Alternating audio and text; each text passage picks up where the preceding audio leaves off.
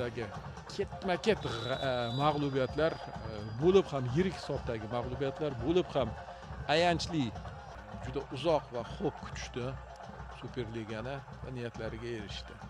Albatta, shaxsan menda futbolimizni o'sha geografiyasi qancha keng bo'lsa, shuncha xursandman va hozir Yanisdan ajoyib harakat.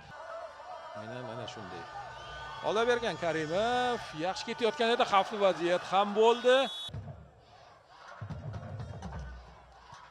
Hamma tarafni ko'ra oldi.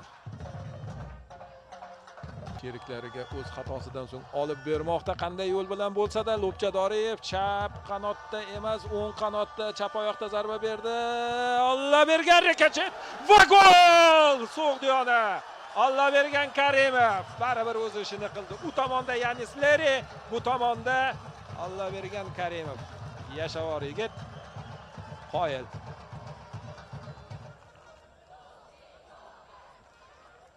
Qarang, hujum qanday shakllandi. Rekashet Abbosga tegdimi to'p yoki boshqa futbolchigami? Nima bo'lishidan qat'iy nazar, So'g'diyona oldinga chiqib olmoqda. Olavergan Karimov.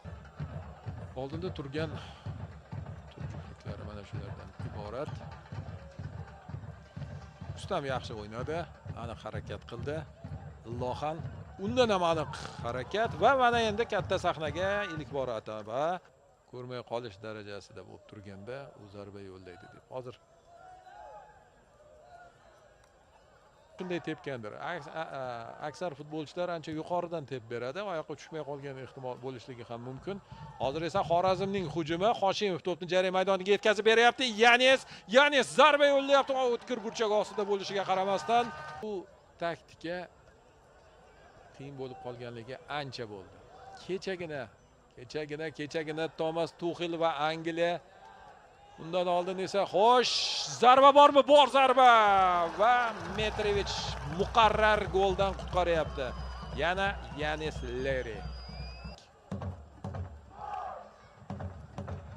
Xorazmning hujumi yo'qqa chiqarildi. Javohir Qahramonov va Lobchadoriyev birga-bir vaziyat bo'ladimi?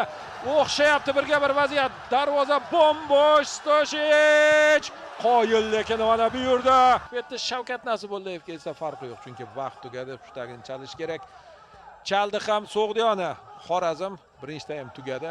1-0 hisobida So'g'diyona foydasiga. Mana bu vaziyatda esa ana shu yerda to'p ancha uzoq ketib qoldi. Mana bu yerda esa mana shu tariqa pushtak chalindi. Ikkinchi taymga start berildi. Taktik jihatdan hukmronlik qilishga urinib ko'rdi va biroz uddasidan chiqdi, ammo golsiz edi. Doriyev jarima maydoni ichida xavfli vaziyat, aldamchi harakatlar va to'p darvozaga borib tushdimi yo'qmi? Bayroq ko'tarilyapti, gol hisoblanmoqda. Lobchadoriyev So'g'diyonani qarshi hujumdagi ustunlikni keltirib chiqardi. Mana bu qanot hakami golni hisobga olyapti.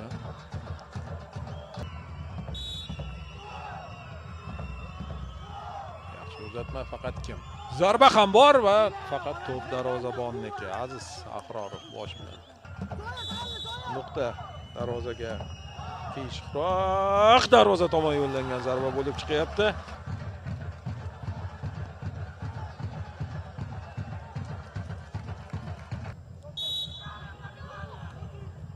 Jarima safargisi darvozaga emas, Temur Ismoilovdan endi uzatma, xavfli vaziyat bo'ladimi? Bor xavfli vaziyat, ammo Milan Mitrovic yana to'pni egallab olyapti. Birato'la 6-o'ringa chiqib oladi Nasaf. Ochkolarni 16taga yetkazgan holda. Tengma-teng, balkim ko'pdir So'g'diyona futbolchilarida ham bor uzatma va to'p darvozaga kiradimi? Yo'q, amallashdi So'g'diyona futbolchilari. Otaxonovdan uzatma, mana bu yerda esa xavfli vaziyat. Milan Mitrovic baribir o'z so'zini aytdi. Gol kiritilgan edi. Ikkinchi gol esa to'liq qarshi hujumda. Shavkat Nasibullayev pushtagini chalyapti. So'g'diyona Xorazm ustidan 2-0 hisobida g'alaba qozonmoqda. Eldor Mustafoyev sharhlab bordi o'yinni. E'tiboringiz uchun rahmat. Keyingi turlarda ko'rishguncha sog' salomat bo'ling.